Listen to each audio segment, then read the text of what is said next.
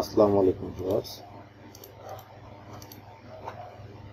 আজকে আমরা অটোক্যাডের unit setup দেখব। খুব সহজেই আপনি অটোক্যাডে ইউনিট সেটআপ করে কিভাবে কাজ করতে পারেন, তো সেই বিষয় নিয়ে আমরা আজকে আলোচনা করব।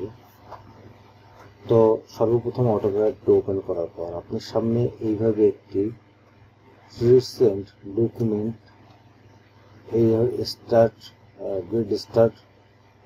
ড্রয়িং, এই ধরনের একটি টেমপ্লেট আপনার সামনে আসবে।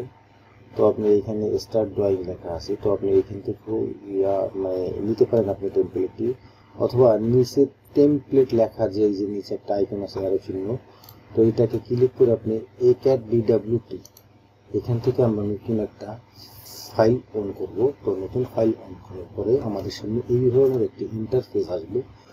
তো আমরা এখন এইখান থেকে আমাদের কি করতে হবে, আমাদের ইউনিট সেটআপ করতে হবে।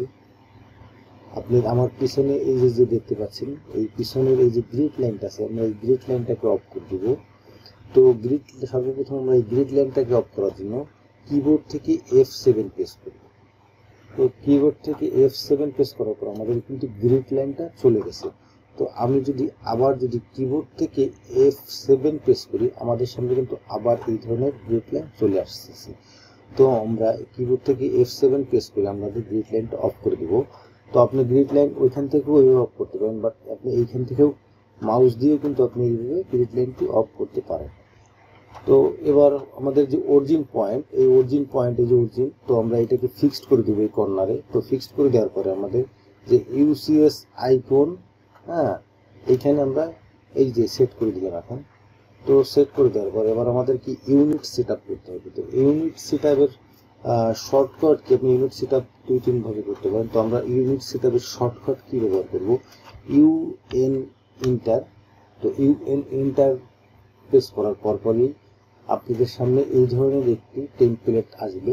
তো টেমপ্লেটে আপনার এখানে দেখেন লেখা আছে ডেসিমেল, এই যে মানে আপনি কোন ইউনিটে কাজটা করতে যাচ্ছেন আসলে। তো আমরা ফিট অ্যান্ড ইঞ্চিতে কাজ করব, যার কারণে আমরা এখান থেকে ডেসিমেল থেকে আমরা এখান থেকে চুজ করব আর্কিটেকচারাল।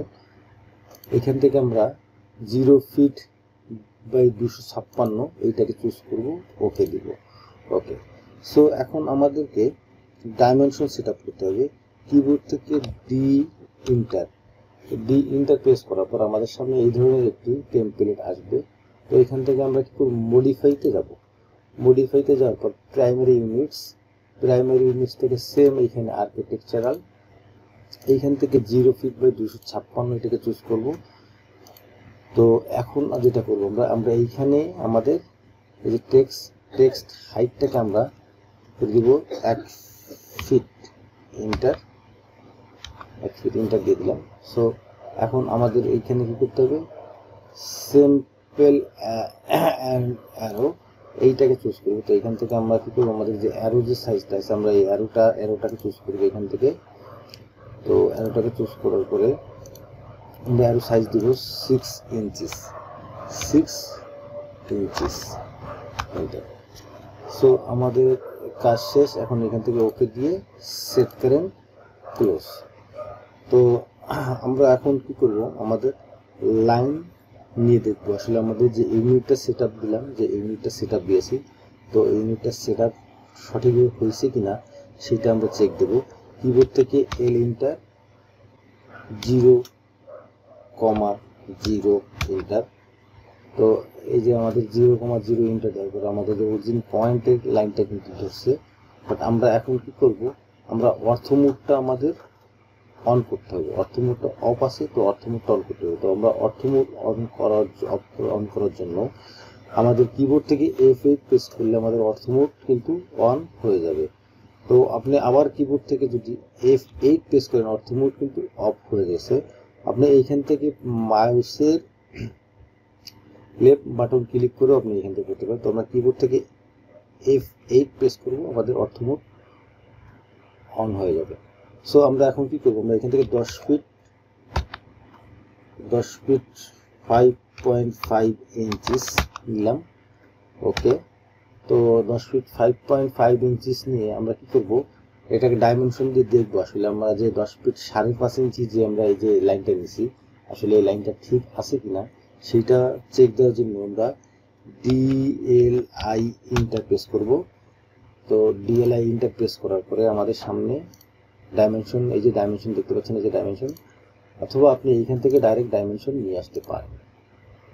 এই যে দেখছেন আমরা কিন্তু এই যে ডাইমেনশন সেট আপ দেওয়ার পরে আমরা কিন্তু 10 ফিট 5.5 ইঞ্চি যে লাইনটা নিয়েছিলাম সো 10 ফিট 5.5 ইঞ্চি আমাদের এটা ঠিক আছে। তো খুব সুন্দর এবং সহজেই আপনি এই ধরনের অটোক্যাডের ইউনিট সেট আপ করে খুব সুন্দরভাবে কাজ করতে পারবেন খুবই অল্প সময়। তো আজকের ভিডিও আমাদের এই পর্যন্ত। আগামী ভিডিও দেখার অনুরোধ রইল। আপনারা যারা চ্যানেলটি সাবস্ক্রাইব করেছেন তাদেরকে অসংখ্য ধন্যবাদ। যারা এখনও চ্যানেলটি সাবস্ক্রাইব করবেন তারা আমাদের চ্যানেলটি সাবস্ক্রাইব করে সাথে থাকুন। ভিডিওটি ভালো লাগলে লাইক, কমেন্ট, শেয়ার করুন। আজকের ভিডিও আমাদের এই পর্যন্ত। আল্লাহ হাফেজ।